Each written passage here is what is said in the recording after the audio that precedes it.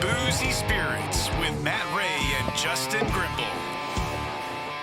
Welcome, everybody. I know I've been looking for this day for a long time.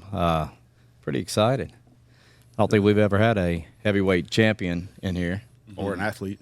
Yeah, I don't even think we've had an athlete. Come on. We've had some drunks in here. I don't think he needs no introduction. But we're going to introduce him anyway. Deontay Wilder, the world heavyweight champion for 5 years. Yeah, man. That's crazy. God's been good. You know, God's been good. He blessed me with ability, talent, intelligence, and skill, you know, and I put them all together and used them, and it changed my life forever. Me and my family. So, That's awesome. you know, it's been an amazing ride, you know what I mean? Oh, yeah. And, Especially that picture I sent you the other day. Yeah, man. Jessica can witness to it. You know, I've been driver. doing them before I became a champion. Yeah. So, you know, it's been a long ride, long journey. And you know, it's been a beautiful journey. And we're still in the mix of things. Oh, yeah. We're still carrying on, and got a fight June the 1st back in Saudi. Awesome. We done picked back up the pieces. You know what I mean? A lot of things has occurred and went on in my life that didn't allow me to have a 100% focus. Mm-hmm. But you know, God bring us through tests to have great sure. testimonies in the end. Make you stronger. Come on. So I got a great testimony that's on my way back up to the top. There you go. So how's that work? I don't follow a whole lot of boxing besides yours pretty much. So, Yeah. So like you have this one, then kind of work your way back up through the rankings like for people that don't know. Yeah, well, you know, we got the Saudis. Those guys are involved now. Oh, it's like every single fight almost. Man, they got the resource and the money to do these things and put on the fights that the people that want to see. And they're using their resources and they're definitely spending their money to get these things done. And the way they're doing it, it's never been seen before. Even with the promotion, you know, with the promotion, they do it like movies, you know. So we travel all over the world just to do do the promotion and be around real film directors and actors and stuff like that. That's cool. And that's my passion, you know, too. So I'm around these people. So it's only a big networking thing for me. Oh, yeah. And they always get surprised every time they see me because they never could imagine that I can turn from a fighter into the actor part of things or whatever. So we got some movies maybe later on? You know what I mean? Something you'd like to... Not in the works, but in the future, we're speaking. I can see that. I can we'll see receive it. Probably funner to see all, like you said, with the Saudi money and everything compared to how it was 5 years ago. Just the boxing scene and everything. Most definitely. They taking over the world of sports in general, period. You know what I mean? Nobody Golf, can do it like everything. them. No, not at this moment in time, or no one is doing it like them. And I wouldn't say nobody can't because there's a lot of people out here that got the resources and the money to do a lot of things. But at this moment in time, no one can't compete with them or not competing with them at this moment in time. And the way they doing it, you really don't have to worry about the rankings. You know, the original way is fight your way up in the rankings and go.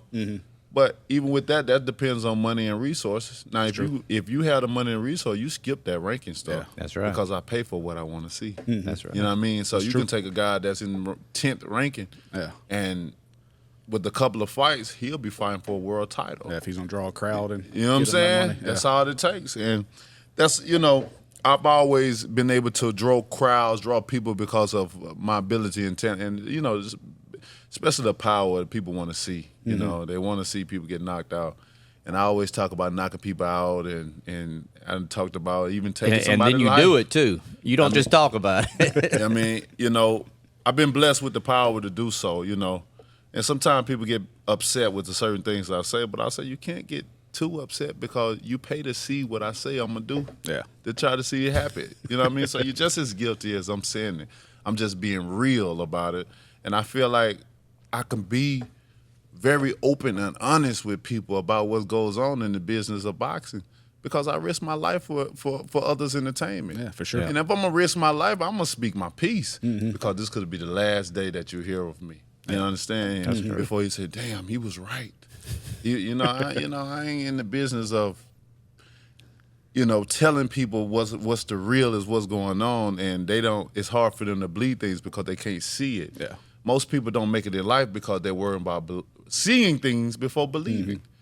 Even a wise man will always tell you must believe without seeing. That's the magic of it. Yep. That's the magic of speaking things, believing things will happen for you, and receiving it. Yeah. You understand me? It ain't the opposite. Well, I gotta see it then to believe. I mean, that's easy. Yeah. That's the easy part.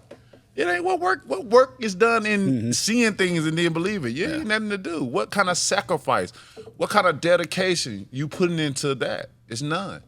Anything you want to gain and accomplish, to be successful in, you must believe first within yourself and then receiving it. Everything forms like that. So, I'm speaking of a lot of things that's coming into my life.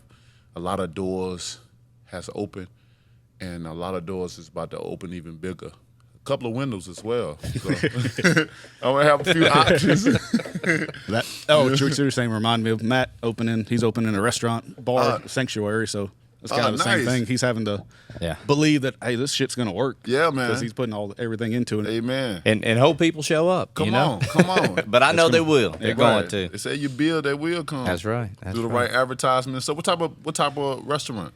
It's going to be small plates, so tapas, and 69 taps, big whiskey bar. Nice. It's going to be like a speakeasy too. So what area? It's right against 359, so it's right off of Greensboro Avenue, kind of by Drish House, a little bit closer to the interstate. So nice. Catfish place down the road. Yep, Catfish Heaven. Okay, block and a half from it's it. It's an old church. Ah, nice. Yeah. So of course that's the transitional area they're trying to build up. So yeah, is it that old? That ain't the one that by Piggly Wiggly, is it? Yeah, is it? it's a block from Piggly Wiggly. Okay, there's another church right across. That's in the middle right there. It's across the street from that one. So there's a big white one, and then we're right. Okay, cool. I know wherever you're in. I wish you nothing but the best in I appreciate your it. endeavors of Appreciate it. making it happen. Cause I'm gonna speak it like you are, and it's gonna happen. Hey, this power of tongue is real. Yes, We'll drink to that one. That's right. That's what I told Giovanni when we started opening Jalapenos downtown. I'm like, we're gonna make it the biggest tequila bar in the South. Man, and he's like, yeah, we'll get some. And I was like, my goal was to beat somebody locally and double what they had at 80. Yeah. Now we have 268. Man. You got to go big Yeah, or go home. I'm going all the way. And they're looking good up in there too. Those pictures that I see, you can come check it out. I'm gonna have to after camp. Yeah. I'm coming down so that way I can, get a little taste, see what's going on up in there. Right now I can't do what I want. You know what I mean? Yeah. After we got 268, you can try. There you go in there and test it. A bunch of them. But that's what like you're saying. You got to believe it. Yes, sir. You just got to jump out there, take the leap of faith, and hope it works. Hope it works, man. If it don't work, you pivot and figure something else out. Yeah, there you go. And think about being successful in things and what people don't prepare for. They don't prepare to fail. Yeah. You understand? And that's just part of life. Sometimes you have to fail to succeed. You know what I mean? Because most of the time when we go through things, they always say Rome wasn't built in a day. You know what I'm saying? And a lot of things, even with business, you always have your rocket two years and stuff like that, and try to get things going. It takes time for things, especially for great things to happen. It takes time. Sure. And patience is of a virtue. And most of the time, as human beings, we want things, but we don't want to wait for it. That's true. We want it right now. We feel we need it right now. Yeah. But it just don't work that way. I'm sure it's tougher in your profession because you only have so many fights. So people look at the losses and the wins. Where like Michael Jordan had probably thousands of losses or something that nobody talks about. Like since yours is like less opportunities, I guess. Since, you know what I mean? Like they look at it differently. Yeah, they do. Well, in the fight business, they worry about definitely the record and stuff like that. But if they look at the MMA, Dana took. He took a company and made it into a $2 billion company off of the MMA stuff, off of losses. You understand me? Off of losing records. For sure. Yeah. He told me, he said records are for DJs. He said people don't care about records. They care about if you can fight. Yeah. You know what I'm saying? And I said, you're exactly right. Because if a fight broke out in the middle of the street, people would crowd around and they not one person. You're right. They want to see a good scrap. Right. You understand me? And that's all they want. And that's what it's all about. Sometimes people, I don't know how they think.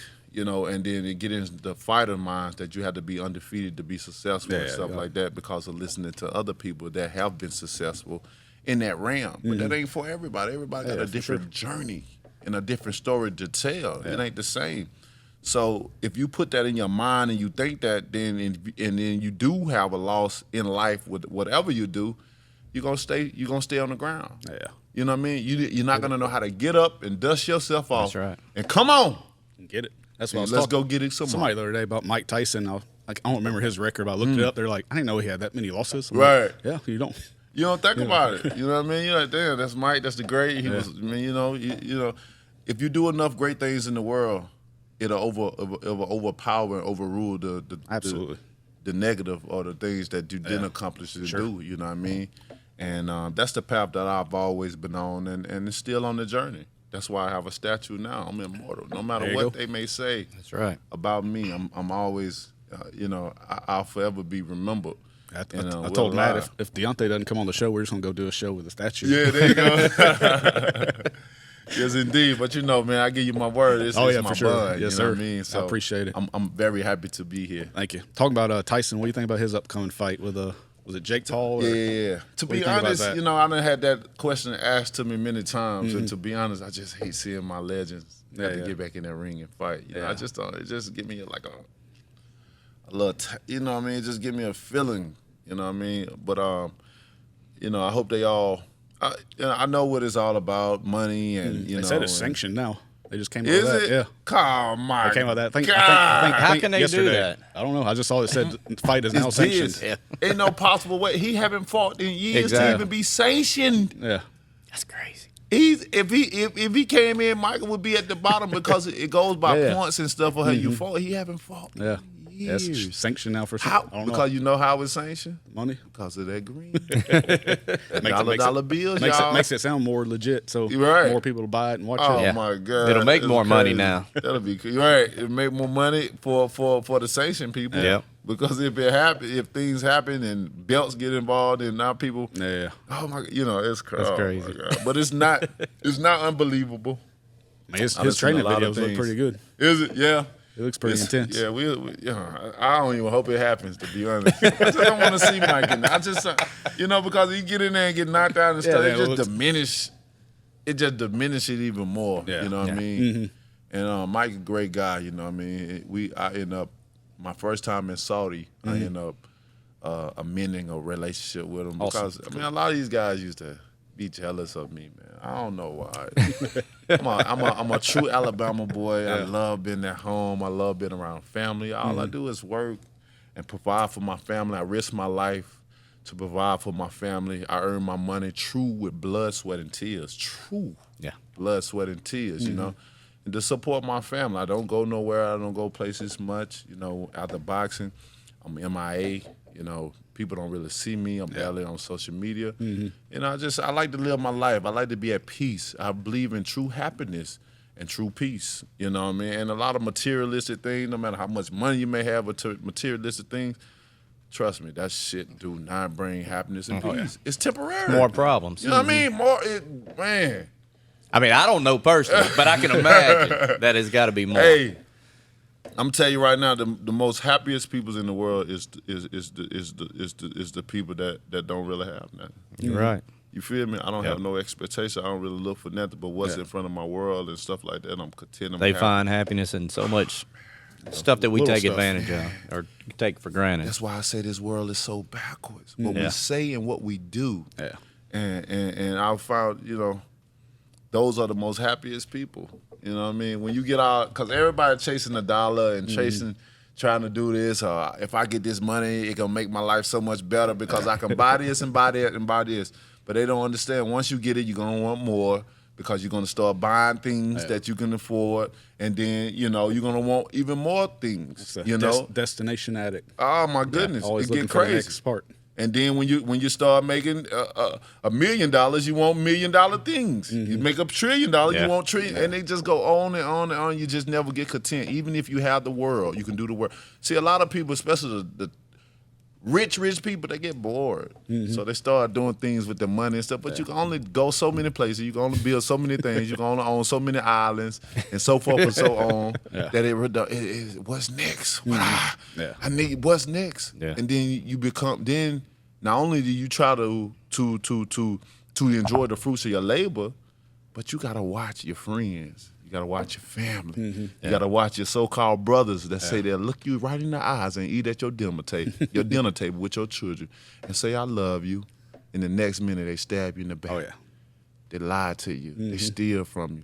And those are the main people you have to watch. But you have to watch for not spending your money, but the ones that trying to help you spend your money. I think that's why a lot of people hate Elon Musk. Because he sold all his houses. He lives at a buddy's house, and he sleeps on the floor in the factory sometimes. Do he? Yeah. And they don't like him? No, they always hate on Elon and Tesla and everything. You know, talking about why he what they say? Why he doing that? I guess because he's the richest in the world and stuff that he does, and he talks like I talk. And, and why people got a problem with that? Like he'll get on Twitter and post some little funny thing. Yeah, like he shouldn't be doing that. I'm like, who cares? That's who he is. Human beings are just, sometimes it just make my head hurt. But when you got that first big paycheck, what was something that you wanted and you went and got? Because you could afford it. Yeah. You know, when you get that first paycheck, it's already spent before you get it now. I'm sure. It's already spent in your head before you get it. So, you know, my first big paycheck, but but one thing about me, I've always been a saver though, because I've always seen my father save, and I've built that trait of saving. I remember getting allowances and certain things, I'll just put it away, you know, and in my piggy bank and stuff like that. And it really have helped me out when I became a man and put away foolish things and had children and stuff like that. You know, especially when they're having children, because you got to understand that when you have a child, a human being into this world, it's not about self no more. You have to be selfless. Yeah. You know what I'm saying? And I've had to be selfish a lot, you know, dealing with my family and sacrificing. But, you know, that's why I create them. The saying is, I made my bed and I'm laying in it proudly and happily. You know what I mean? Yeah. But, you know, let me see. The first thing I had with my check was, I invested in property and stuff. I'm a huge investor in property. And I think I bought me a Rolls Royce. Okay. Yeah, I always want a Rolls Royce. A house on the hill, and a private jet. There you go. You know what I mean? I always wanted that. And I'm sure you've seen like Mike Tyson and all those guys that spend all their money like crazy and are dead broke now. So I'm sure that made an impact too. Like I don't want to be like those guys. Most definitely. They what we call they set an example. Yeah. Or they led by example. Yeah. And I didn't want to follow that. You know what I mean? And because, you know, like I said, when you have children, you know, certain things it ain't for you no more. You got to put away things, because when I think about certain things, I think about my kids. You know what I mean? If I do this, what is it going to do to them? Yeah. If I do that, what is it, you know what I mean, good or bad? You know what I mean? Yeah. And that's how it should be when you have kids, because what you do is gonna reflect on them, and you know, whether it's good, I mean. And if it's bad enough, it's gonna tarnish them. It's gonna really mess with them, because now they have to live into the world. They have to go around these human beings that throw emotional garbage at you, especially if your parents or somebody is well known. Yeah, they're gonna get the heat.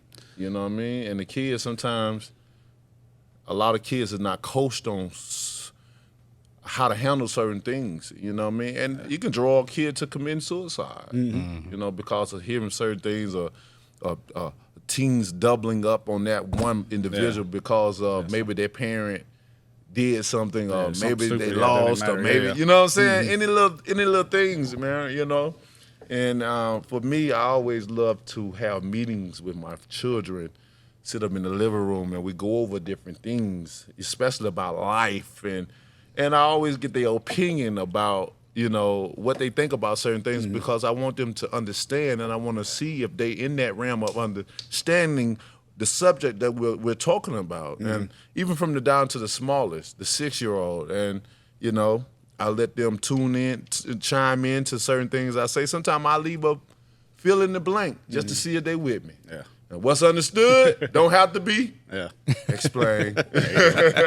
You follow Shaquille's advice on that? Have you heard him talking about his kids when they're like, "Dad, we're rich"? He's like, "You ain't rich. I'm rich." Yeah, I ain't seen it, but Shaq my good guy. That's one of a good friend of mine. Y'all ain't rich. I'm rich. Yeah, you still got to make your way. I always send that to my daughter. It's like, just me. Right. I'll provide for you, but you still got to do your own too. Yeah, most definitely. And that's how it should be. I always tell my kids, even when it come down to food, even if, I always sit them and, like I said, I had these different conversations with them and stuff like that. I be like, y'all want some more? Yeah. I say, so okay, so what have you contribute into receiving some more? Yeah. Because you ain't going to take nothing. You will receive. That's what my daddy would say. You want some more? Yeah, I'll take one more. No, you won't take nothing, but you'll receive it. And I use that too. I said, so what would you receive if you didn't contribute? They'll look around and, so I like, so this ain't free. This ain't just gonna be given to you. You know how many kids ain't eating? How many kids that haven't had food for 3 days? And y'all got the luxury of being able to choose and pick what you want to eat, what you want to wear, where you want to go, what you want to do today.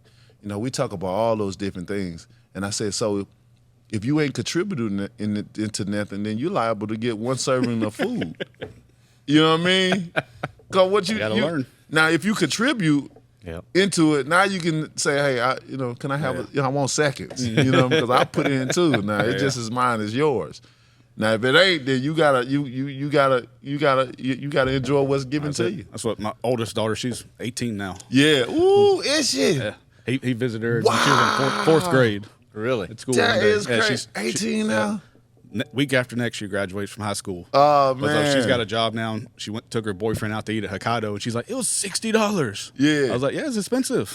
Right. I was like, now you know why I get mad when we're like, why can't we go every night somewhere? I'm like, it's expensive. Right, most definitely. Now you got your own money. It's you spend it a little different than dad's money. Yeah, they learn the real world of things. I don't how things go. are. If I got to pay for it, I don't want to go there. Right. That's a blessing. You think about having more? No. Yeah. I got her and I got the 10-year-old. Yeah. Right. So we're good. Oh, nice. You ain't never thought about boys? Yeah. We have at one point, but we got 2 bulldogs, so we're good. I feel you. That's it. Yes, sir. What about you? I do want 4 more to add to my 7. I really want 12. My ultimate number is 50. That's what I was going to say. I saw a quote where you said you wanted 50 kids. I want 50 children, man. I can see them right now. I had a vision. I was in a restaurant. I had took a little break from business. I can't remember where I were, and I was eating, and it was a handful of people in there. Observing the crowd or listening to things that's around you, and it was about a handful, maybe 2 handful of people was up in there, and so I looked back and I saw it, and I turned back, and then. Then I started. I don't know if I zoned out or stuff, but I looked back one time. I didn't see nobody.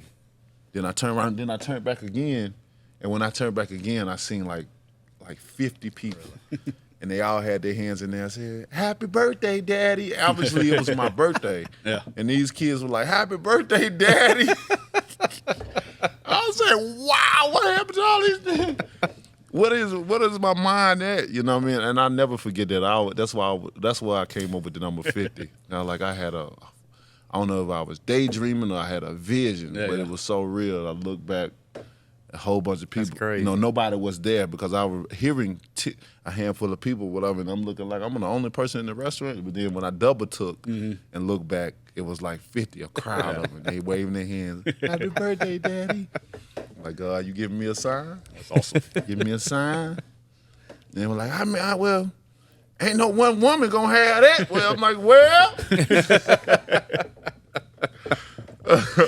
What's the biggest difference since you've been boxing? Is it money? Is it fame? Is it women? I mean, because I'm sure all of that's thrown at you now. Yeah. I mean, a lot of that. What's the hardest to, I guess, resist? It depends on what type of person you are. Yeah. For me, simplicity is key. I'm a laid back kind of guy. I don't need much. You know what I'm saying? And I don't have I wouldn't say exciting life, because my life is exciting is what I like to do to entertain it. You know what I mean? But I don't need much. You know what I mean? A lot of this stuff that's thrown at you, you kind of get used to it, and it's just like a beautiful woman that I always hear. Oh, you so pretty. She get used to that shit. That shit get numb to her. You know what I mean? Yeah. You know what I mean? And it's like that with me when certain things is thrown at me and stuff. That shit, it's you get so used to it, and you know, so I really don't pay attention to it too much at all. You know what I mean?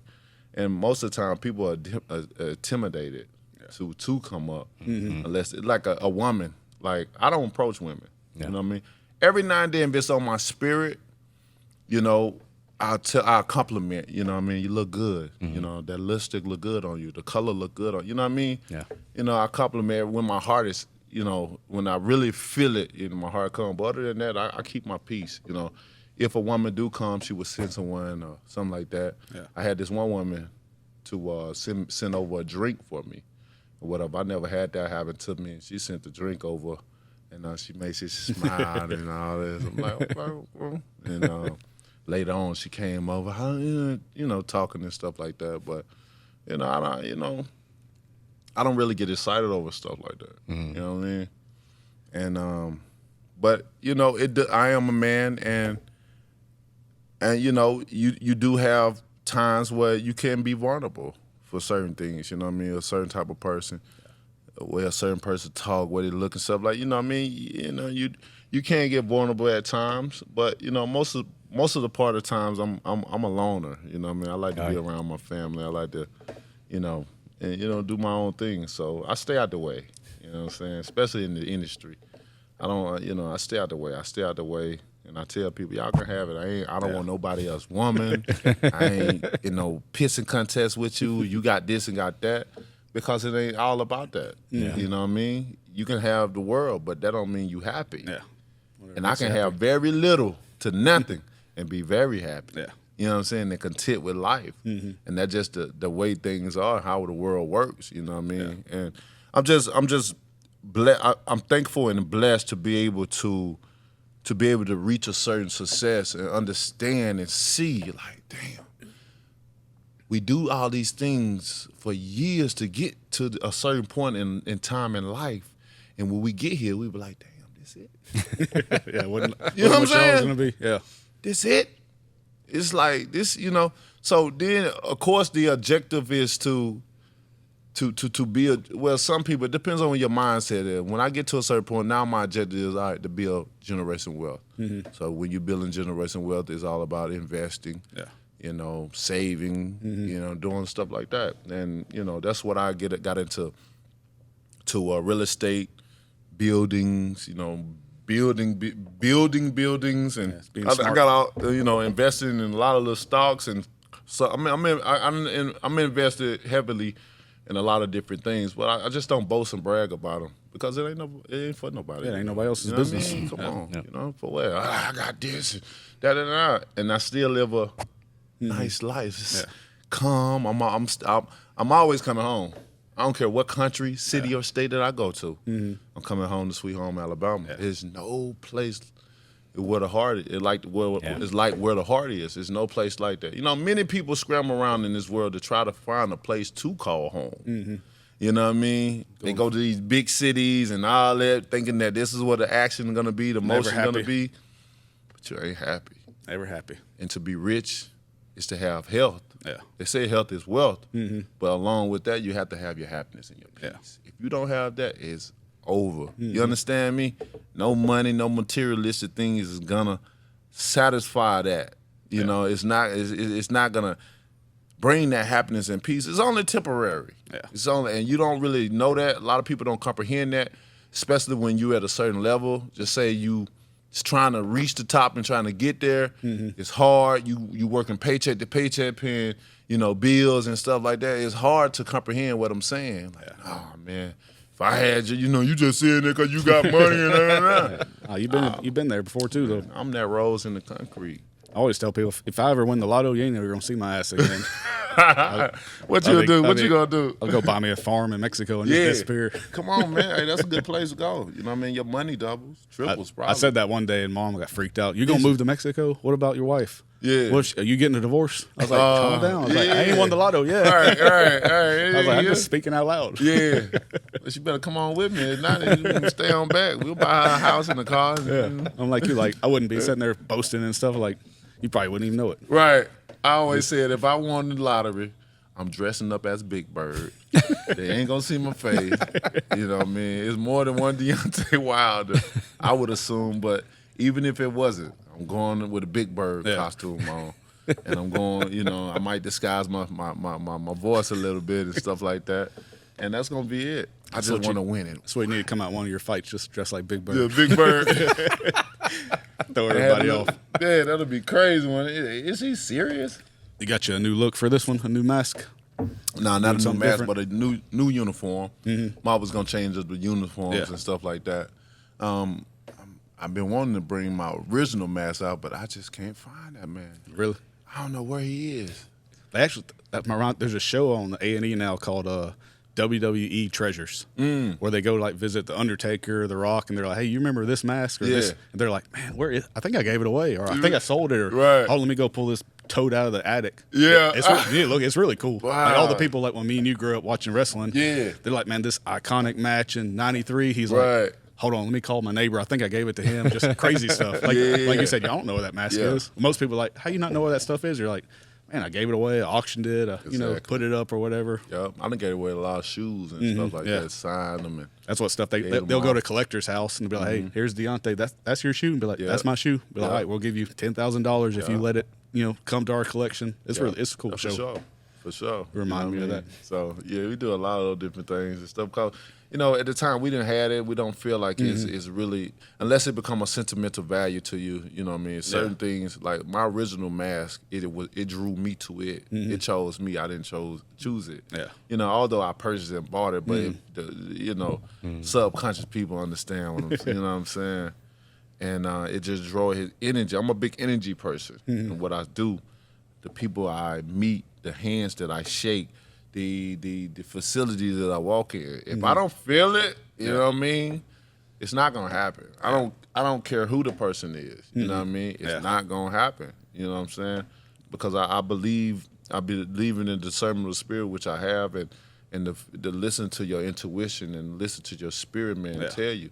A lot of people ignores it, and when you ignore it, that's when you find trouble. Trouble comes your way when you've been warned. But you ignored the signals and the signs. I never looked at it. I always call it, I'm a people person. I can read people. Yeah. And I'll be like, meet somebody and be like, I'll tell, you know, Matt, like, that guy's an asshole. We're like, no, he's pretty nice. Like, no, he's an asshole. Yeah. I don't like him. First time I met him, then like 2 months later, Matt's like, yeah, that guy's an asshole. Right. I told you. That's kind of the same thing you said. That's like reading their energy. Like, sometimes like you like, I don't like something about this person. Don't like him. It's real. It's real. And we ignore it all the time. You know what I mean? When we get signs and to do things, and then sometimes when it does happen, like, damn, I knew something was going to happen. I can feel it. I can feel it. It's going to happen. You know what I'm saying? You hear that so much, I can feel it. I'm like, yeah. So next time, apply your knowledge to life to become wise. Because the only way you become wise if you apply knowledge to life. Yeah. Age do not bring wisdom just by itself. It doesn't. Or it wouldn't be the saying, you can become an old fool. And there's a lot of old fools out here. I'm sure we all know a few of them. For sure. Old fools. You know, because people are, that old woman or that old man, you better listen to her. Nah. I know sometimes, but not always. Right. Sometimes, but not always. Always ain't a good idea. Just like people say, you know, people will ask for prayer and they're in a situation. Pray for me, pray for me. You can't ask everybody to pray for you. Yeah. You understand me? It's something that's called hoodism, that they'll pray against you. They're like, yeah, we're going to pray. I'll pray for you. You got to tell them what to pray for. You know what I'm saying? Pray for me, pray for me. And another thing, we can't bless everybody because sometimes God takes certain people through tests, and we can intervene in that. You're right. And interfere in Him trying to show a person a test because for every test, there's a great testimony behind it. But we must go through that. We must endure all that, go through the ups and downs of that, you know what I mean, to sacrifice certain things. And sometimes we'll see a person in a vulnerable situation and feel like, oh, if we blessed, we'll be blessed. But sometimes God is showing that person something now you interfering by blessing them and thinking you're going to receive a blessing behind it. Yeah. No. You got to be careful. And I'm like, well, how you pick and choose? Just know. Sometimes, like when you just describe about feeling a certain thing about a person, your intuition will come in, you can kick in. When you meet a person, I always tell them, I may not remember your name, but I'll never forget how you made me feel. You understand me? Yeah. All that stuff comes in there. And then, you know, I pray over a lot of things on my decisions and stuff. Like, Lord, show me a sign, you know. Even if it's a quick decision that I need to be made, you know. Any little sign that I feel that'll knock me off, and if I don't get a sign, then I'm like, all right, it's cool, it's good. You know, I'm going to suffer the consequences behind whatever comes. But, you know, I know sometimes we have big hearts. Like, I'm a giver. I've never been a taker, you know. I've met a lot of takers. And I've given out so much that, you know, they can, you know, it's crazy. I've given so much and received very little, very little. Yeah. And sometimes it can be a heartbreak, you know what I mean? For sure. Because, you know, I don't give just to receive back, you know, because most times I give, it's yours, you know. I don't want nothing back. You ain't got to pay me back or whatever, you know, this and that, but my main thing, my biggest thing, if I give, I just want to show me some appreciation. Yeah. It's nothing. Appreciation go a long way. Oh, yeah. You know what I mean? Yeah. It goes a long way. Better than getting something in return or whatever. You know what I mean? And it's free for the most part. Oh, my God. And some people don't know how I do appreciate. I mean, yeah, well, you know, it's easy to just say, oh, I appreciate you and stuff like that, but sometimes, you know, your actions speak louder than your words and stuff, you know what I mean? And being, when people, you know, if you give them something or you buy them something or whatever, they feel appreciation is buying you something equal or greater or just spending money on you to get you something. I like, no, you ain't got, but I don't have no money. You don't have to have money. Yeah, that's right. You don't have to have money to show appreciation. You understand me? You can have a creative mind. You know, I like people make original things. Yeah. You can draw up something. You know, I get it happy when you see the kids, they get their coloring book and they get a nice little construction paper that's a blank canvas and they have what they're going on in their mind. And even if it say, I love you, daddy, you know what I'm saying? What do they want to put, you know what I mean? Because they always do different things, or the I love you, or I love you, daddy, so much, you're the best dad in the world, or something. Yeah. And to see that is like the appreciation. Like, it makes you here's smile. This box of chocolate I got at CVS. You know what I'm saying? Simple, you know what I mean? Just a thought, yeah, this is what I got for you. I just want to tell you that I appreciate you. Whether I eat that box of chocolate or not, it's just a presentation of feeling appreciated for what I've done for you. Just as simple as that. You know, I done bought you a Bentley, but you done went to CVS and got me some chocolate. Hey, that's a good trade. Yeah. Especially if they mean it. It's not like, mom made me get you this. There you go. Like, I don't want it. There you go. There you go. That's what it's all about, you know. And, you know, a lot of people don't really grasp it or get it, you know. But, you know, it's a lot that we as human beings, we have to learn and we have to adapt to because I feel the human race could be an amazing race, you know, because we need each other.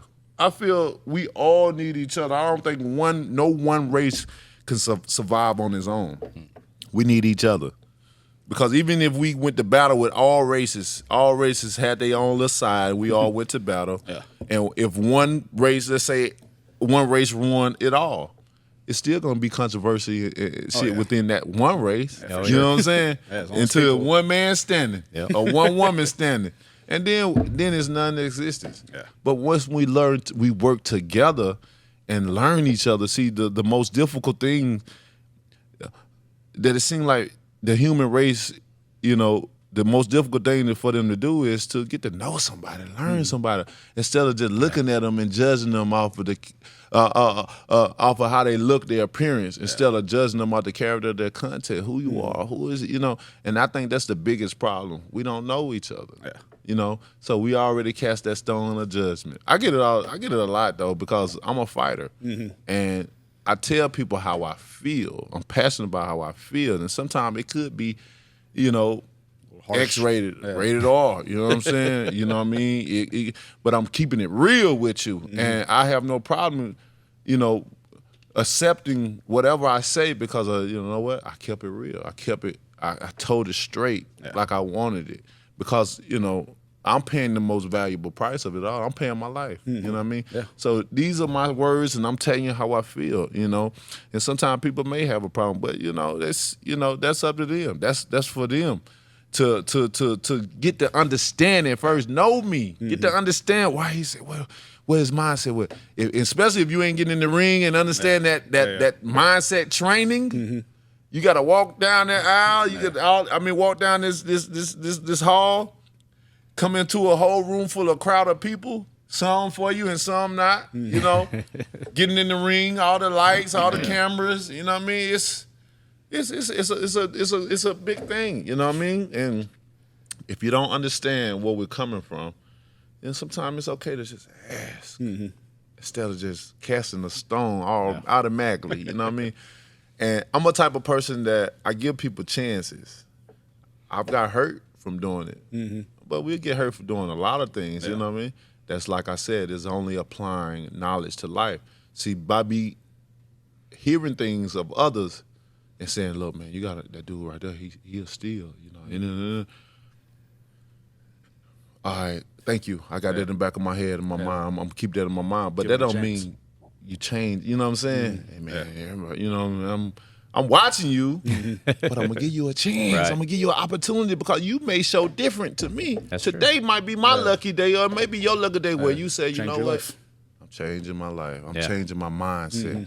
I'm going to be a better man. I used to do that, but I don't do it no more. Yeah. You know what I'm saying?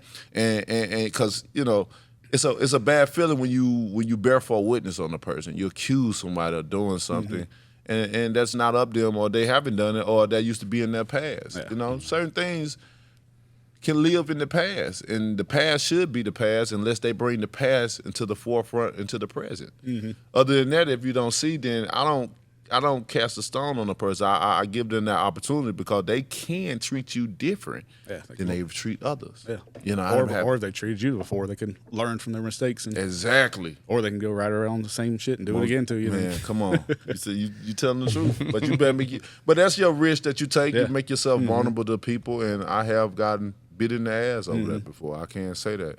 You know, I remember one guy, I was working for Budweiser, and it was like my last day there. I was going to the Olympics and stuff. And a dude stole some money off the truck. And how that looked, this is my last day. And I'm coming in short money. Oh, man, I was so pissed. Throwing it on you. Ooh, I was so pissed because the one thing you ain't finna tarnish my character. Yeah. You know what I'm saying? When I'm a hard-working and honest man, I make a living honestly and working with my hands and to provide for my family. And to have another man steal, and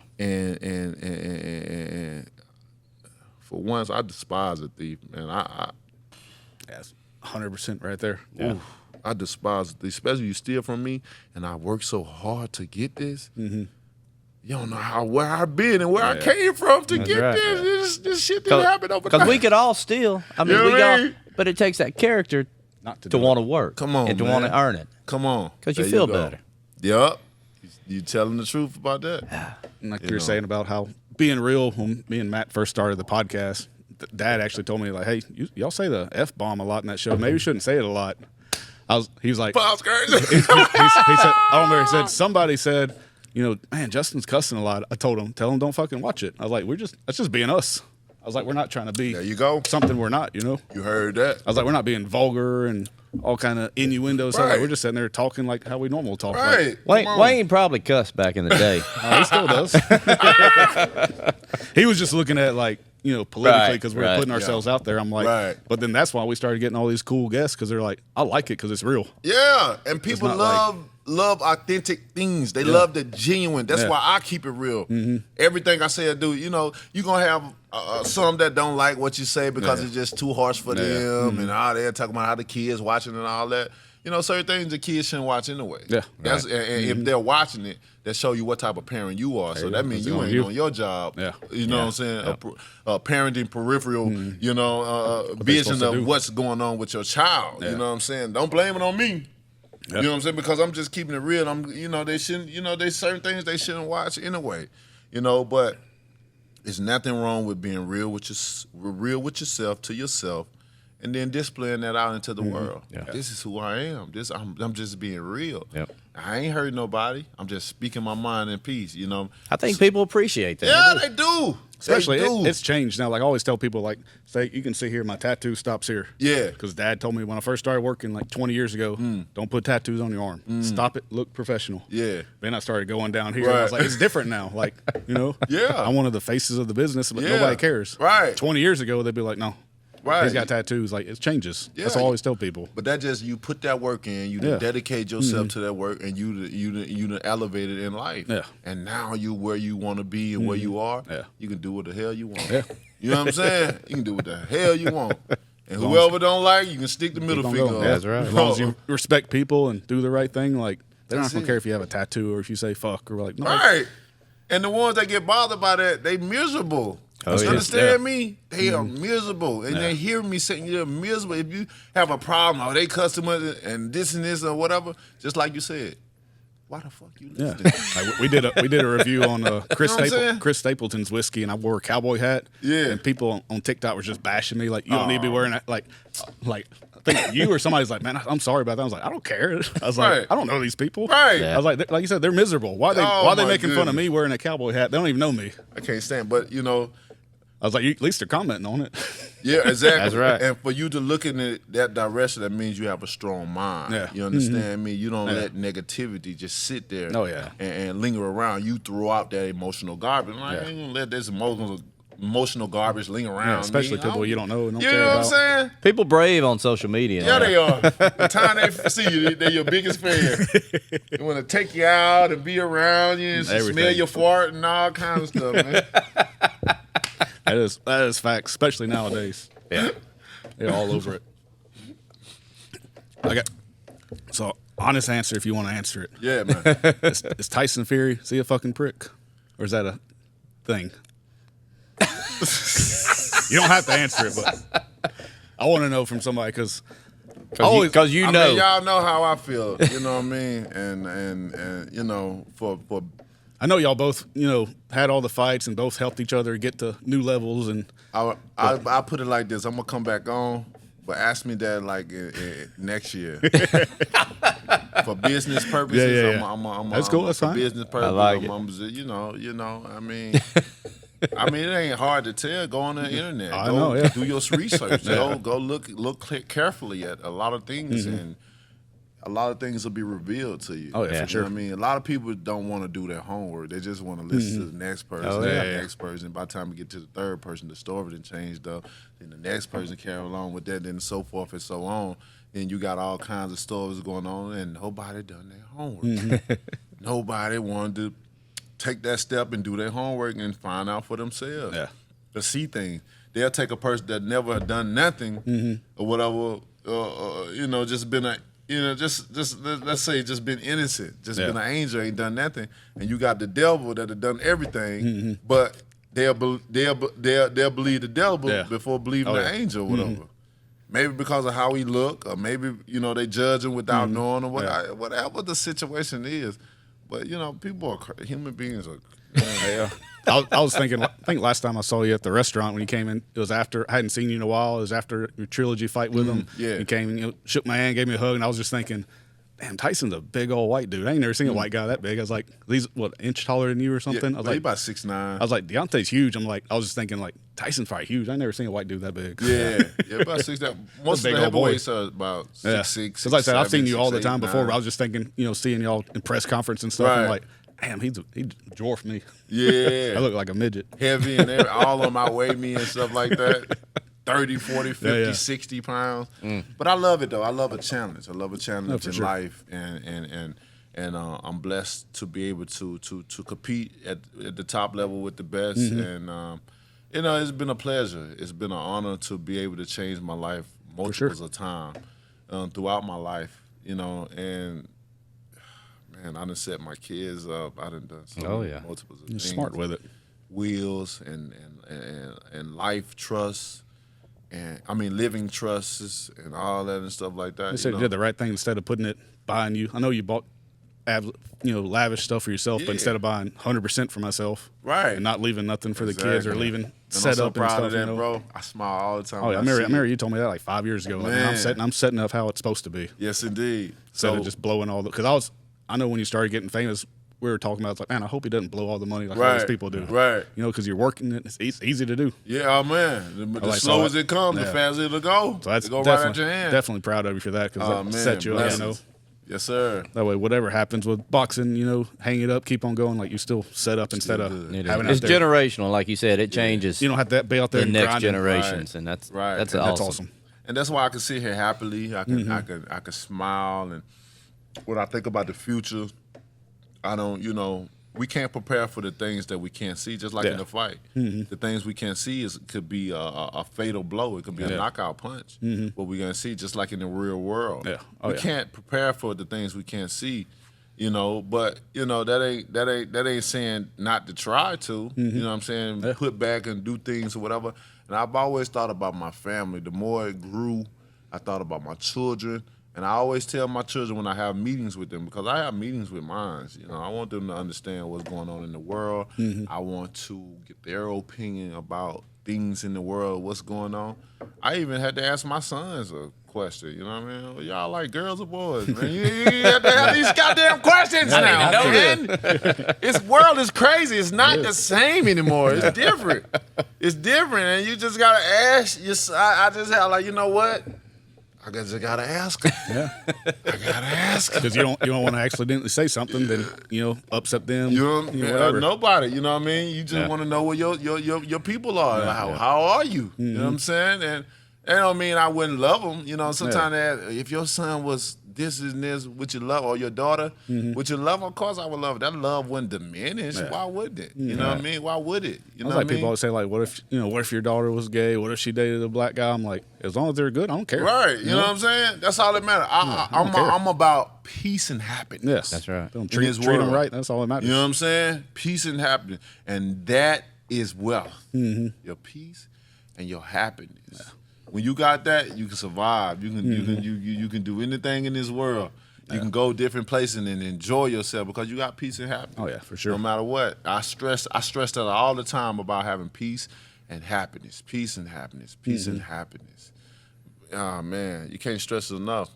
But if I would die today, man, I go a happy man. I smile in my casket. A lot of people can't say that. A lot of people can't say that. But I can honestly and truthfully say that. You understand me? Yep. Because of where I came from. I'm really a true rose in the concrete.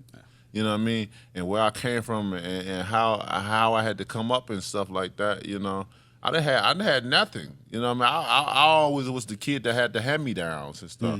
I always was the kid that was promised things, but always came last because I was the oldest.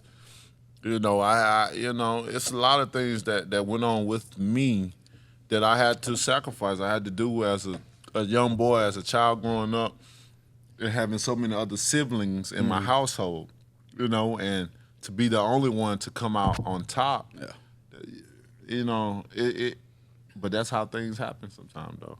That one that get treated a certain way or have to do the most, it's like they are built for what's to come in the world. They have more. It made you the person you are. You feel me? Yeah. More work ethic. That's right. You understand me? A stronger work ethic than the rest. Just giving it to them. One of many memories that comes in my head, especially as a child, I remember being in the neighborhood, and we had a lot of guys, maybe about 10, probably more than that. And I remember one time we was all playing basketball in the neighborhood and stuff, and we had this conversation about what we want to do in life and what we want to become. And everybody had their little thing. They want to be football player, basketball, and I would tell them what I would want to do, and they all would laugh. I'm like, why they laughing at me? You know what I'm saying? I never could understand it. I'm like, am I the outcast or something?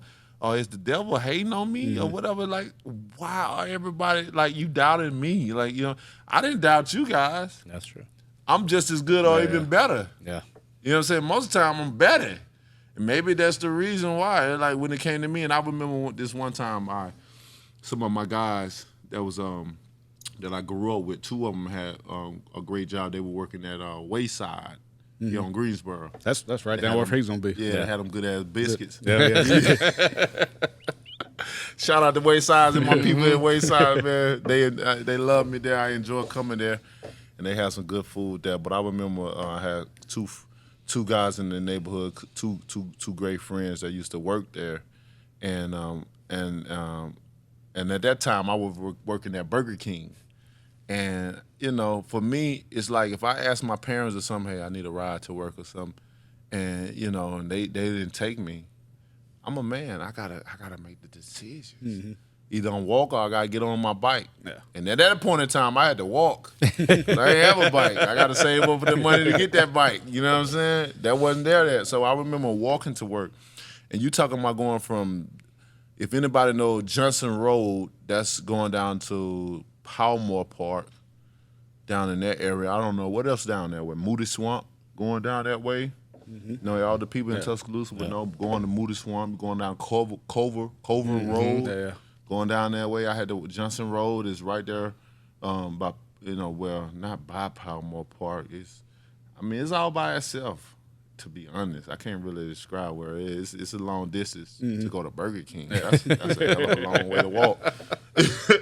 But I remember walking there one time, and I seen my guys, my childhood friends, they was going to work at the same time I was going, but they was getting driven by their parents. Yeah.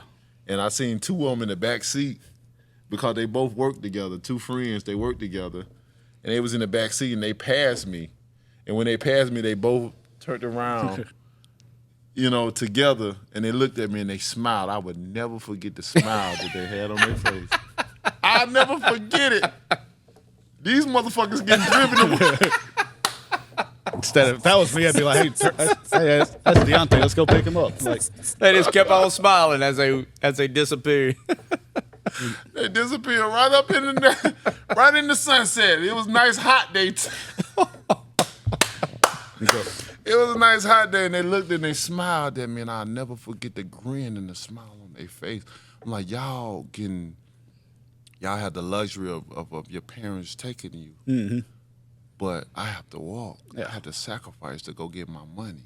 And it shows your character. Like I said, if that was me, I'd be like, hey, come pick up Deontay. He's walking to work. They ain't stopping nothing. I'm like, damn, you right along the way too. Yeah. Instead of looking back and smiling at me walking, and you got to ride with your parents, you know. But that was teaching me even more work ethic. And when I bought my first home, I had one of the guys in the neighborhood come today. He said, man, out of everybody, you the only one that did something. He said, you the only one came out. And I said, you know why? Because I was the only one that willing to do what y'all wasn't willing to do. Yeah, that's true. They got ridden. Y'all got drove to work and stuff like that. I had to walk. No matter what I had to ride my bike. No matter what the seasons were. Yeah. You know what I mean? No matter what the conditions of the weather were, I had to get there. If it was raining, that was a bad day. Because I would come to work wet. You don't want to be mad and wet. That don't mix. Yeah. That's like water. I see that running the restaurants too. I have people that work for me like, my car's broke down, I can't come to work. And other people like, my car's broke down, can you come get me? Yeah. I was like, I'll come get you. I'll send you money for an Uber. Right. Like, yeah, I want to come to work, so whatever you can help out. And it's like, I can't come. Sorry. Right. I'll come get you. No, I can't come. Oh, man. I was like, I don't have a ride. I will literally come pick you up, take you to work, and I want you to work. Right. Nah, I can't work. I was like, you just don't want to work. You show him that little episode right there where he had to walk. Right. Yeah, you walked next time. I walked, and that was a few miles. Yeah. You know what I mean? But, my pride was very high, and I only asked if they tell me no one time, that's it. You ain't got to worry about me coming to ask you again, because I already know where I stand. You know what I mean? I understand that you had to work and you're tired and stuff like that, but shit, on the weekends, you ain't got to work. You know what I mean? You ain't doing it on the weekend. Yeah. But you know how it is, time you get that check. Everybody got their hands out. Everybody got their hands out, and all of a sudden you paying bills and everything. Like, but it's I enjoyed my childhood years. It made me develop and form the man that I am now. The work ethic. It's a lot of things that I do have to give my father a lot of credit, because there's a lot of things that he taught me and my brothers, a lot of things that he showed us that we didn't understand at that time. Yeah. We just looked at it like, damn, this worked. You ain't do all you gonna damn daddy mean. You're always fussing. But when I became a man and had my own responsibilities, and you understand. Man, I had cried one time. He comes in here a lot, and I mean, he is. Do he? I had cried one time. Yeah, I did. I heard that before. Yeah, doing this little music thing. And I cried one time on Showtime describing my father and how he took up on the responsibility of taking care of us. Even when my mama left at a time, he took care of all 4 of his kids and stuff. And it was time that he would have to scrape our place to eat. You know what I mean? Because it was called sacrifice. We was his kids. Yeah. And he had to make sure we ate. You know what I mean? Even if he didn't eat. You know what I mean? He did that. And Yeah, that's strong. That's, man, I'll never forget that because I couldn't understand that, And at times we used to have to get. I remember when Whoppers came out, that was 99 cents. You can't get it for 99 now. Can't get anything. I'm sorry, man. You can't. Man, that was 99 cents, and we didn't get fries because the fries was like $1.03 maybe or something. You could get a big bag of potato chips that's equal out, and they say, "Damn, that's potatoes too."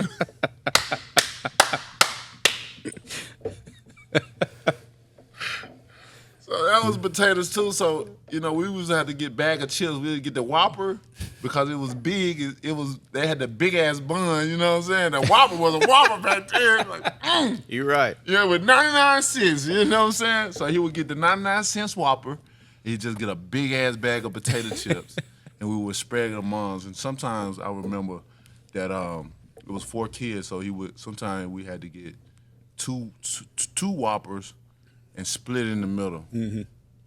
One get the half, the other get the half. The other girls get their half, they get their half, and the potato chips and shit like that. You know what I mean? And then my youngest sister, she was real young at that time, so we all will linger around and see if she gonna eat it all. Waiting on it. You gonna give me yours? And I always got that one. You know what I mean? Unless I didn't want it, then my brother or somebody like that. But just to see what he did, you know what I mean? The sacrifice that he had to endure. And I didn't even understand, you didn't question how much money you get. As a child, you don't care about how much money your parents, what I mean, making and all that and stuff like that. So we didn't question it. But as I became a man, he told us how much he made and how much with the rent. And, I'm like, damn, how we survive? If the rent, if you only getting, 6 something in the rent, 5 something, I'm like, how's that work? Yeah. As a child, we didn't think of, we just, hey, we hungry, we want this, we want that, you know what I mean? And you the parent, you got to feed us, take care of us. We didn't know how hard, of a hardship it would be and how detrimental it is trying to take care of all these kids with very little money. You know what I mean? And to sit back and look now, especially during that time of finding out certain things, it would bring you to tears. Yeah. Like, They don't understand the concept of money. We're at city council when we were getting the liquor license for downtown. Yeah. And the guy in front of us had some kind of construction business. They called him up there. And he has 2 young kids, probably 7, 8 years old. And they're in front of me and Gio. And they got up there, I don't know, Mr. Brian, so you bought this property for $30,000. And he goes, $30,000? Dad's got $30,000. Right. They're like freaking out. Yeah. And I was like, your dad's bought a condemned building. Like he probably put it all in trying to make some. I was just thinking, I was like, they just thought his dad was rich, Man. Dad's got $30,000. Right. I was like, he's up there like, please let me get 6 more days. I'm trying to make it look better. I had some hardships. And his kid's back there. Dad got $30,000. Right. Like no clue what else is happening. Nothing. And I'm sure that dad's probably the same way. Like, trying to figure this out so I can afford the kids and give them a good life. Right. Most definitely. It's funny how kids look at it. Man, but that's the blessing about having kids, man.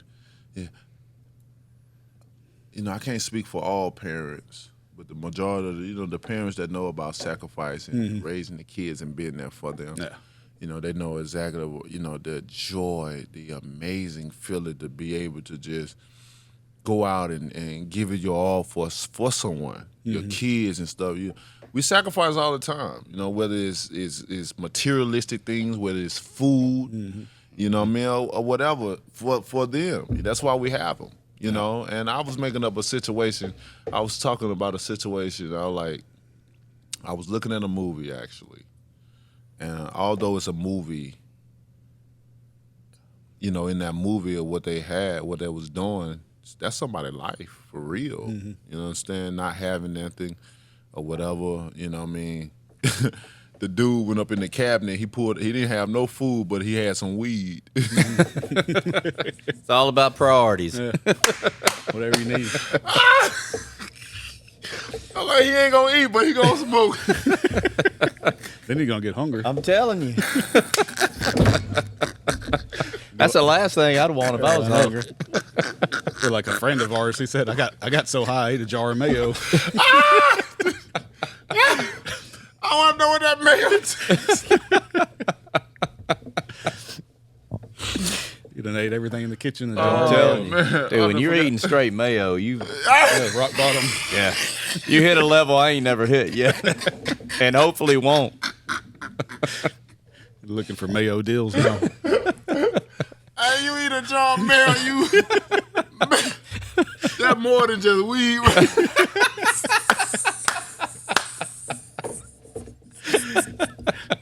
That's how I was when I was reading the text. I was dying. I forgot where I was going. That's a good segue though. So when you finish your boxing career, you're gonna get into the cannabis business like Mike Tyson. I'm already in it. You already in it? Yeah, I got one of the biggest farms up in Southern California. You know what I mean? I'm with a company called Glass House. Okay. I'm part of Nice. one of the owners of it and stuff like that. And it's doing great. You know, cannabis is an amazing thing. You know, it helps people with so many different things. Yeah. And the lies and the propaganda that been around Everything. it's been sickening. That's what people always argue. I tell all the time. They're like, "Oh, if they legalize it in Alabama, people gonna drive around high. They're gonna be in the pickup line high for kids." I'm like, one, they already are. Right. Two, you can get drunk. Right. Like we could sit here and chug all those bottles and Man. go try to drive. Man. Yeah. How's that any different if you smoked at one joint? Like, Exactly. if you do it responsibly, like what you're supposed to do with alcohol, not sit there and get slammed and then try to go do stuff. You know? And we all know alcohol worse than it. Yeah. Oh, yeah. Worse than weed. If you put 100 people that drink alcohol and 100 people that drink weed, the people that drink alcohol is gonna get rowdy. It's gonna be fights done. That's what Snoop Dogg said. He said, "I never had anybody try to whoop my ass on it was high." I'm telling you, like straight up. They might be laughing. Yeah, 100 They drunk gonna people. They're laugh. trying to kill you. Man, you're gonna laugh. You might not even know that person, Yeah. but you're gonna get to know that person and That's all right. that. It just, man, that just it's something that just happened. But I think a lot of people just not educated. That was one of those things. Instead of doing your homework, you're gonna listen to people. Like you what said, they the bad say. propaganda. Yeah, man. It's horrible. Yup. Which you look at the other states like Denver, when they first passed, they got out of debt. Yeah. With a lot of things, schooling. Look at the look at the not only schooling. They had other things that benefited the community and stuff like that. That lottery do a lot of that too. Something that the state don't have as well. But they, but you already know how that is. They get people to come up. The ones that supposed to pass the bills, they have other people that ain't gonna support your bills and all this and that. Yeah. And then you have those that they getting paid under the table to support the bill and knock this bill off. 100%. And then like, damn. So if we ain't got gambling, we ain't got gambling. But the people that making the law not to gamble, they going to Mississippi and gamble. Yeah, for sure. That's right. And What sense that mean? That makes no Just sense. let us vote on it. Just let us vote. I know you let can- us decide what we Sure. want. You can sympathize with this, like for Dad, he could benefit from it greatly for all his pain Yeah. and nerve problems. Oh, big facts. So somebody was telling him the other day, like, you should take some Delta 8 gummies. That helps me with my pain. So he Oh, called man. me. I was like, you can't take them. He's like, why not? I bought some. I'm like, if you take them and go for your drug test because he's on pain medication, they'll pop you for THC and you'll pull your pain medication, then you're screwed. Yeah, you're gonna be messed up. I was like, even though it's legal, you can't. So he went and asked the doctor. They're like, no, don't take those. Yeah, because we can't tell the difference between That's crazy. Right now, like, if he was in a state that is legal, yeah. you know what I'm saying, then that marijuana will help with that. But pain, even technically it has a medicinal in Alabama, but they don't have the ruling for it. Right. Because he was asking me, I'm like, I thought they passed it. I'm like, they passed it, but they hadn't got the structure in place for somebody like him that could benefit for it. Yeah, man.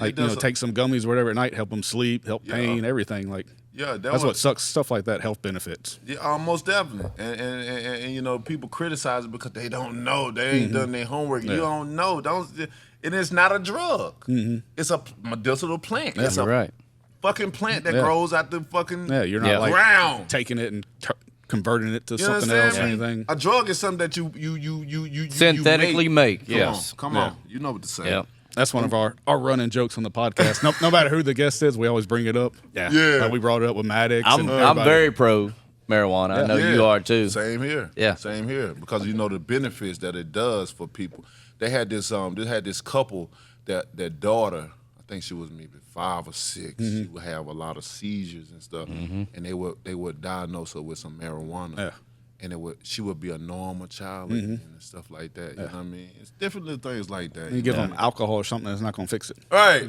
Something that used to be what they called a drug until they figure out how to make money off it and tax you. And now it's, advertised and all this and all that. And it kills people. So I think, what I mean? What was it? This week there came out the DA's trying to declassify marijuana from Schedule 1 to pull it down a little further. Yeah. It shouldn't have never been there. No, it shouldn't have. There's so many people in jail because of that. Because of money. Yeah. The money and the power. You're right. And it's a sad thing. It's so sad, but each his own. Like I said, let them legalize it. You don't have to go drug dealing and all this stuff. Do it the right way. Make tax money off of it. Right. Take it responsibly. Ain't nobody ever done nothing harmful or criminal wise just off of weed itself. That's my buddy's a sheriff. He's like, I've never been on any case. Somebody's high on weed that tried to kill me, or it's going 120 down the highway. They might be going 30. Yeah. Or he might come like, what'd you do? Hey, go ahead and take me to jail. Yeah. What if they're on meth or cocaine? They're trying to kill them. Insane, Exactly. I've heard the same thing with a lot of my police buddies that I know and stuff like that. We'll get on that conversation and stuff. That was a big conversation when a lot of states started passing it and stuff like that.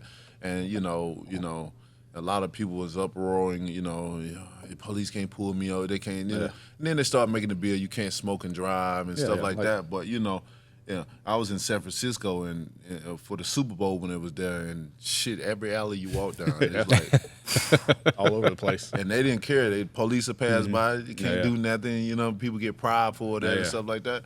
And I just, I always tell people, just do your homework before you even start judging. It was crazy. One year we were it was 2 years ago maybe, we were in Mobile for Mardi Gras. They were selling edibles right there in the middle of the street. Really? It was like THCO, which is illegal in Alabama. There's cops right next to them. Wow. They're like, we got brownies, we got gummies. So I bought a bunch of gummies. And my daughter's boyfriend, he's like, let me have one.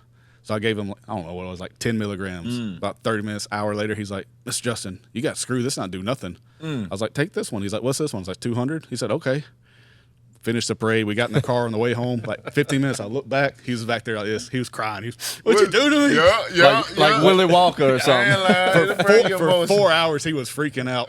We went to a gas station. He got like $50 in chips. I got the money. I was in the bathroom. He was tapping on my shoulder. Can I get another one of those gummies? Hell no, you can't. He had a good time. Yeah, that's what they do for you, man. You just, I didn't start smoking weed until I was 30. That's when I tried my first joint when I was 30, and I would hear some of my NFL buddies who were like, man, we have all this pain and shit. Yeah. So we smoke. We get some marijuana. You know what I mean? And it calms the pain down. I'm like, really? And I had broken my arm and I broke my wrist. So I was in this device that held my arm up like this, but turned my wrist like this, and I was in pain 24 hours of the day. Yeah. I was in pain and trying to cope with the pain and trying to interact with my children and stuff like that. It was, I was miserable. And I found myself many times where I've been dealing with pain 23 hours, constant, nonstop. Yeah. And you can only deal with it so much until you just break. Because you've been dealing with this. Gets up here. Man, what? Yeah. I'm like, I can't take it no more. I'm tired of it. I can't take it no more. Then that's when, then you start thinking like, damn, you successful.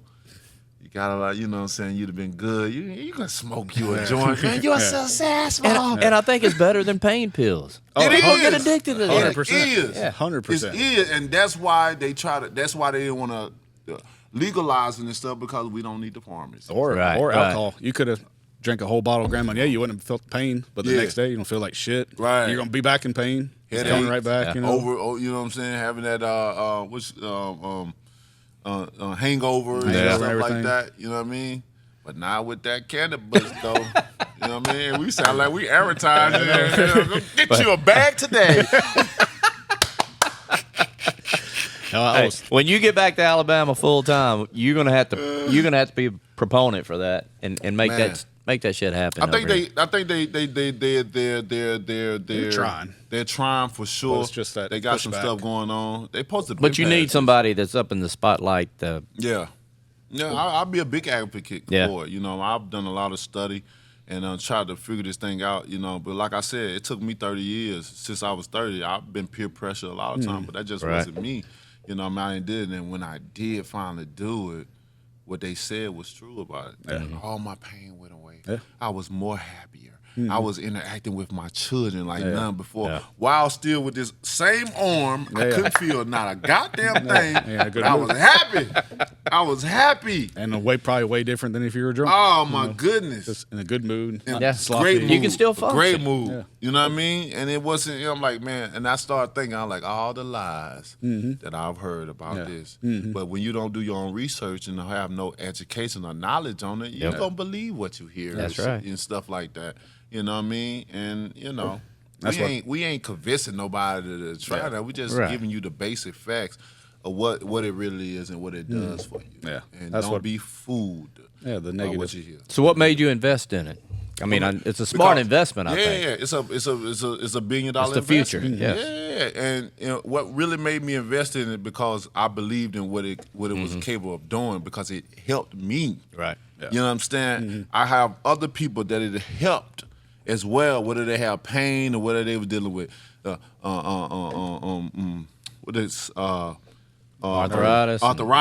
and stuff like that. Depression, all that. Yeah. You know what I mean? I know all these different people that helped them with that and stuff. I'm like, wow. You know what I mean? It is a medicinal plant. Yeah. You know what I mean? And you get so much. People criticizing and whatever and talk bad about it, but they're just the people that ain't tried it, that lack education of it and whatever, and see what's going on to really understand, like, damn, this shit really helps. Yeah. Like you were talking about peer pressure. I didn't drink any alcohol until I was 21. I had my first beer when I was 21. I smoked weed when I was 13. Yeah. we got busted by the neighbors. Yeah, they smelled it. The neighbor said, go home. I was like, you gonna call my mom? She said, yes. I just went home and was like, they're going to call you. Right. For what? I'm like, nothing. Yeah, they smelled that piss, so they're going to call you. It wasn't me. That green. Oh, man. Yeah, they shut that down quick. But I can't wait till it's legalized in every state there is. Yeah. I really can't. Like you said, like, don't smoke and drive. That's smart. Right. Like, just anything, do it responsibly, like alcohol. Right. The same people that are against it go and get hammered drunk. All the time. Yeah. That's why I say the world is so backward from what we say and what we do. Yeah. And I can't stand the people that's like that. You ain't true to yourself. If you're going to criticize it in the public, around people, keep that same energy when you by yourself or whatever, because it's so, oh my God. You hit the nail on the head when you said There's some article, it was actually on the news the other day, they said cocaine and heroin is now the gateway drug for marijuana, and somebody's like, wait, y'all told me the other way around. Like now it's switching. Like you said, everybody's backwards. Like nobody even knows anymore. Right. Don't do cocaine because then you'll start smoking weed. Right. Then you'll start drinking alcohol. That's right. Then you'll start doing CrossFit. And you'll be all over the place. Ooh, we got a segment about cannabis, baby. Go get yours at your nearest store. That's right. And there's street corner in Alabama because it's not legal. Yeah. Unfortunately. Man. One day though, they working on it. I think that the federal DEA pulling it, from Schedule 1, pulling it down. That helps, make it not so I mean, Schedule 1, that's same as cocaine, heroin, all that stuff, which is crazy. Yeah. But you see what what's that state that they legalize everything? Is it Utah? Was it Oregon, Washington? It was one of those. them, they legalize everything. Yeah, see, that's crazy. Yeah, that could be a little dangerous. I think they're backtracking a little bit on that they're now. going too hard now. Yeah, we screwed up on that one. Yeah, because certain things will make you, do crazy shit. I never, done no crazy. I never went past weed. You know what I mean? And I've had the weed. I've had the psychedelics. There's some weed that'll make you psychedelic for sure. Yeah, you know what I mean? You got to get a good strain. That's what hell. Even probably when you were delivering beer, we couldn't serve alcohol on Sundays. Really? Yeah, because we used to not be open on Sundays. Everybody's like, "Well, I'm like, we can't serve alcohol. Like, we just take the day off." Right. Then which is stupid. They legalized or changed the rule, and we can drink on Sundays at a restaurant. Right. Which is crazy to think of that now. Yeah. Which even before then, like, remember you used to go in a restaurant, like smoking or non-smoking. Yeah. Right. Now you can't smoke in a restaurant. Right. Not at all. I think a few years from now, like cannabis legal will be. Yeah.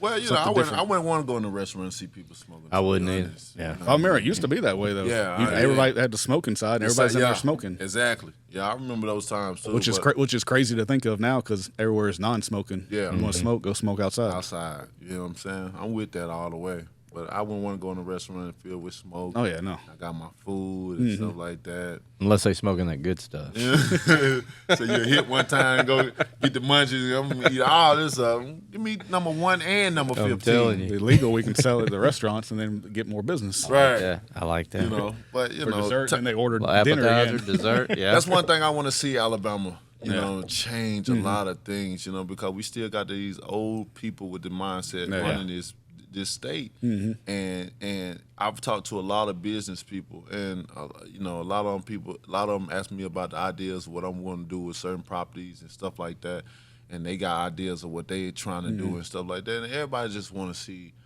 a prosperous Alabama, a state that we got things going on, we're doing a lot of things, and we don't have to go to other states. Right. We don't have to save up money to go on what we call a vacation just to go to Atlanta or go somewhere where, it's legalized that you want to participate in something that you want to do. Why can't I do this at home? And all these young people graduating college, they want to move to Colorado. Yeah. They want to go where it's Exactly. They want to get the hell out of here, especially out of here because they always say it ain't nothing to do here. I mean, we ain't got nothing for the grown and sexy. Yep. Not one single thing for the grown and sexy. Not a nice restaurant we can go to. Not a restaurant that got, entertainment. I got a lot of ideas. Yeah. Now you're fixing to have entertainment. You got the biggest tequila bar in the South. Man. Yeah, we're gonna have jazz, blues, live music, 4 nights a week. Nice. And stuff like that, like you're just saying, stuff me and him are trying to do, and Giovanni, like my partner and my dad, like to make it better for you. Right. Yeah. We're not gonna do we're not doing the same thing everybody else is doing. Right. People just want to have fun. People want to spend their money, but they just don't have the resources to do it. You know what I mean? Then sometimes you have those people that complain about what we don't have, and then when it do come, they ain't supporting it. 100%. Because Birmingham do a good job of bringing things to the city, but people don't support it when they want it, when it's time to come. Like, you been complaining. You know what I'm saying? You've been complaining. Yeah. Now we're gonna try it. Now it's too high. All this, you ain't got the money. So it's a lot of things that I want to do, and if you don't have the money for it, then it ain't for you That's exactly right. Maybe work your ass off. That way you can get in this club, but it ain't for you right now. I'm not gonna punish the people that can afford and certain want things and want to. You understand me? Yeah.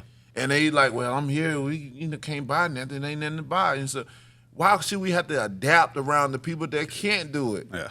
Because they're gonna feel a certain way. You know how many times I done rode my Rolls Royce, and people had stiff neck. Most of the time, people come on and compliment it. But every now and again, you have those people that have that stiff neck. They don't want to see us. You know what I'm saying? Be happy for somebody. Exactly. Happy. You know what I'm saying? Maybe, you may not never afford or whatever, but that's okay. Because everybody can come out of a situation to get to a certain place in time. We've been talking about work at the sea on this on the show and everything, and that's what it's all about. Yeah. It's not going to happen overnight. It may not happen in a week's time, even in a month, a few years of a time. But keep living, keep working. Keep putting in the work. It takes the effort. Come on, man. You're going to see great results. Yeah. Sure. And then that's when you'll get to your point. but realize it's only temporary. Because when you get there, you're gonna be like, damn, this it? Yeah. That's when the battle to stay there. I can imagine. Right. I tell people all the time, it's easy to be successful. The hardest part is staying successful, staying relevant. Yeah. Because a lot of times when people become successful, now they're willing to do whatever to stay relevant. Yeah. Even if it's sell your soul. And sell your soul is a word that's always put out there, and it's something that's real. Oh, yeah. People sell their soul all the time for money and fame and fortune. Yep. You know, but for what? To go where? Yeah. To buy how many cars, how many planes, how many happy. places you want to go to feel successful, to feel like you're doing something, how many people you want to hang around and stuff. People have it so backwards, bro. They do. I swear to God. They have it so backwards, and their social media have made it worse. You're right. Absolutely. It have made it worse because You see everybody else. That's what I used to tell daughter growing up. She's like, so-and-so's doing this, so-and-so's doing that. I'm like, she posted a picture of her getting her ass whooped the other day? No. She posted the beach. She posted this. She didn't post that stuff. Right. She just posted all the highlights. Yeah. But everybody, our kids growing up are like looking at the highlights. They have the best life. Right, man. And it's crazy. It's so true. You get a lot of people, couples that post a lot of things and stuff like that, and y'all will post that, but behind closed door, y'all can't stand each other.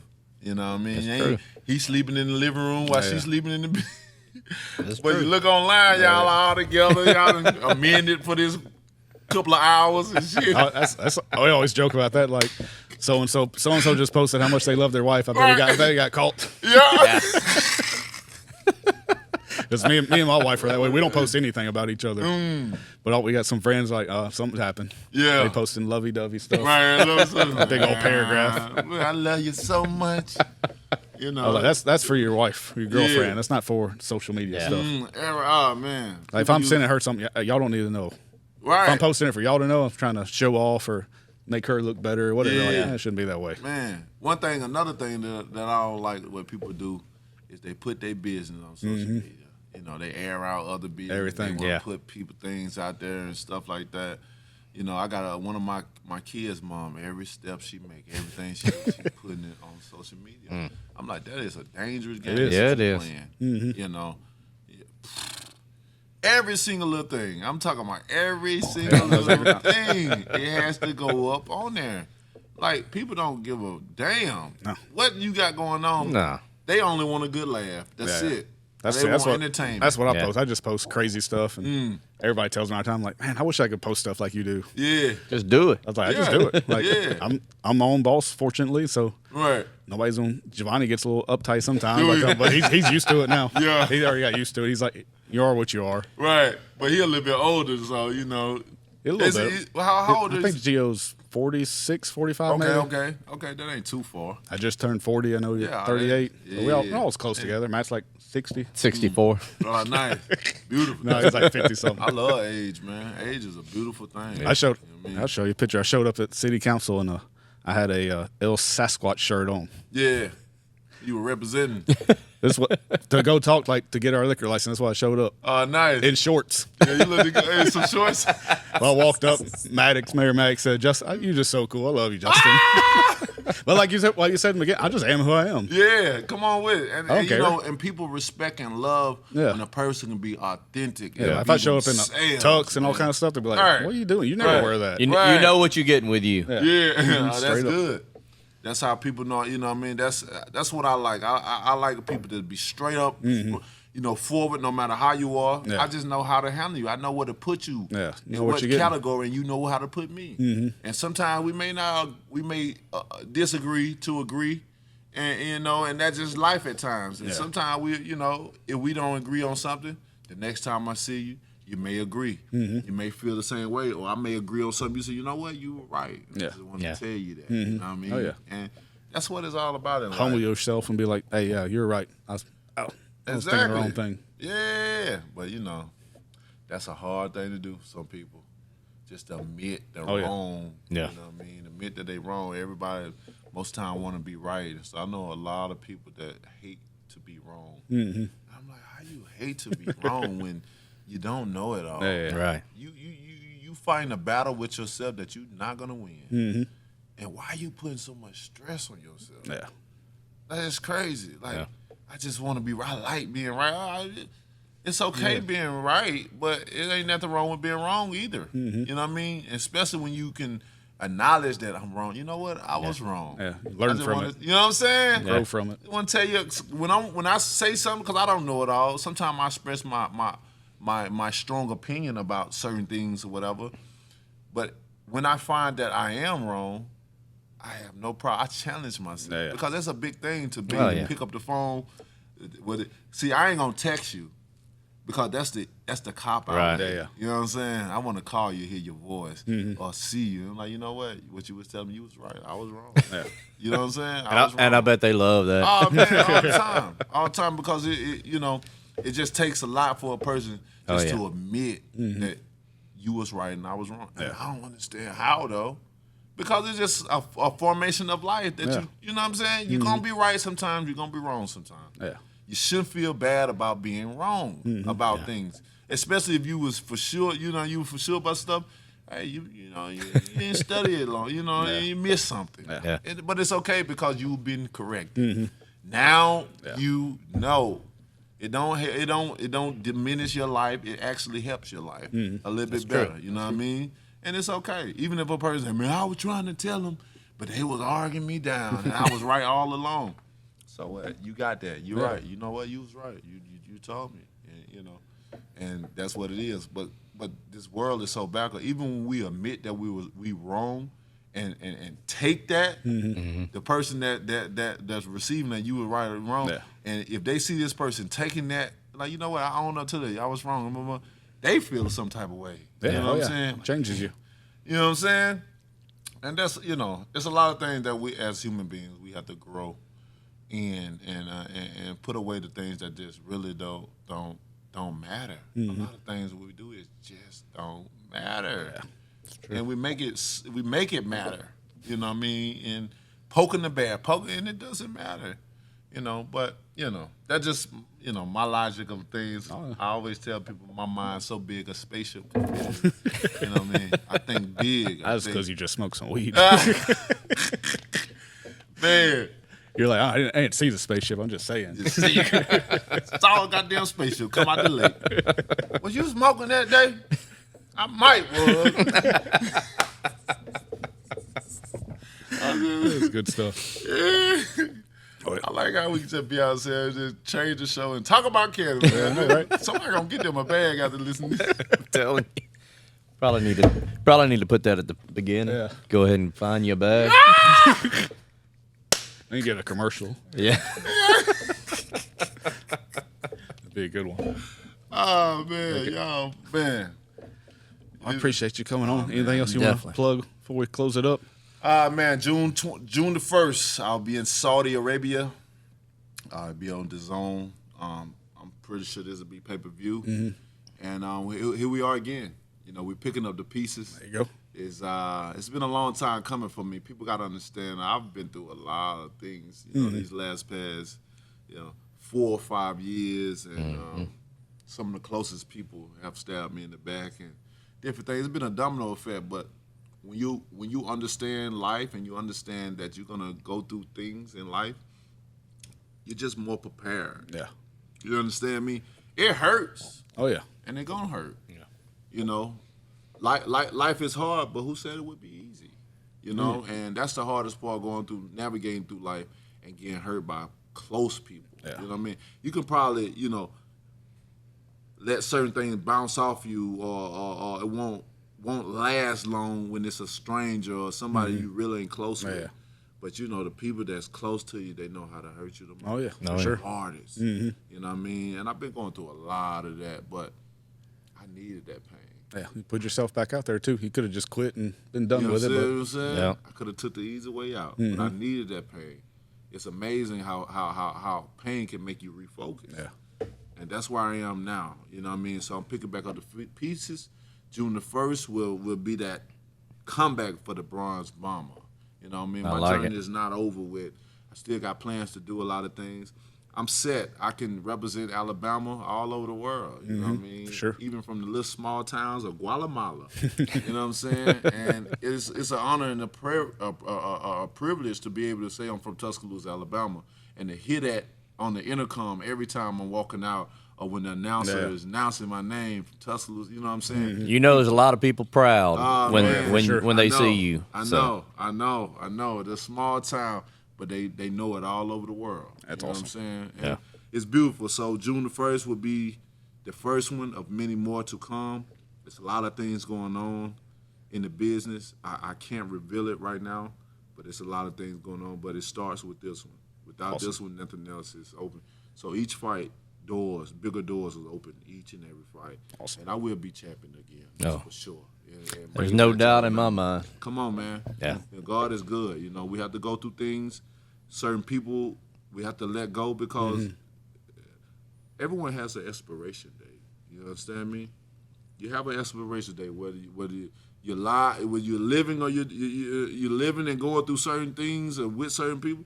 You got an expiration date, or if the inevitable finds you at a certain time, but it's an expiration date, and sometimes things are going too fast for you that you can't see who's expired around you. Yeah.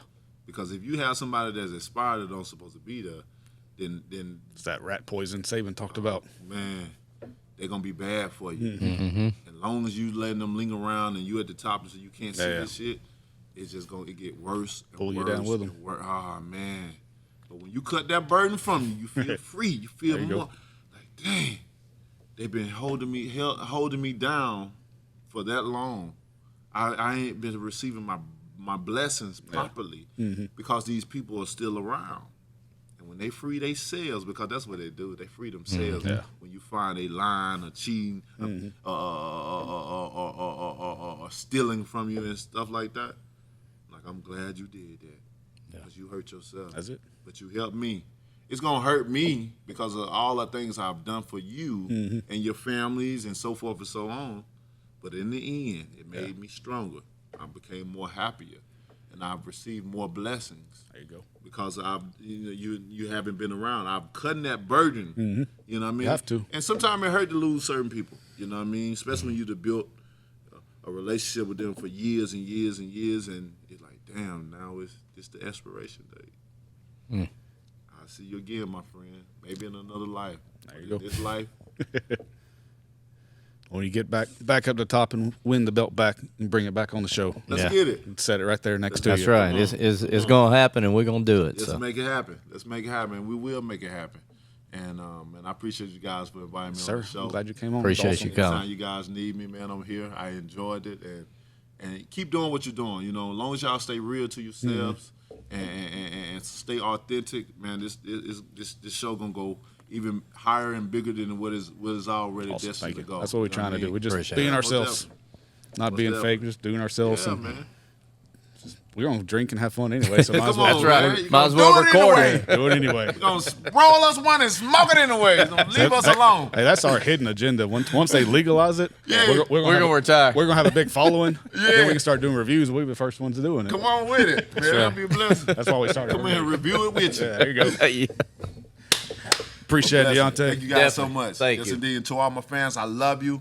And thank you for my day ones. I mean, it's been a journey and a pleasure to be able to represent Alabama as a state, Tuscaloosa as the city that I'm from, but in all Alabama as in a whole. Because we're so small, I represent all of Alabama. Sure. And I'm going to continue to represent until the day I die. You know what I mean? And here we are. Again, we're on the journey.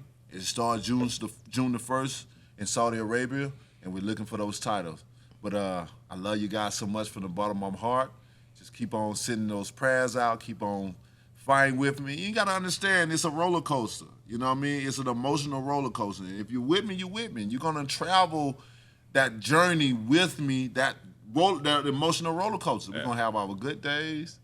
We're going to have our bad days. Yes, sir. You know what I'm saying? But long as all our good days outweigh our bad, we don't complain. That's right. And I love you guys so much. And peace and God bless. And always, Bob Squad! I was going to ask you that. I was like, you're probably going to do it anyway. Yeah, man. Oh man.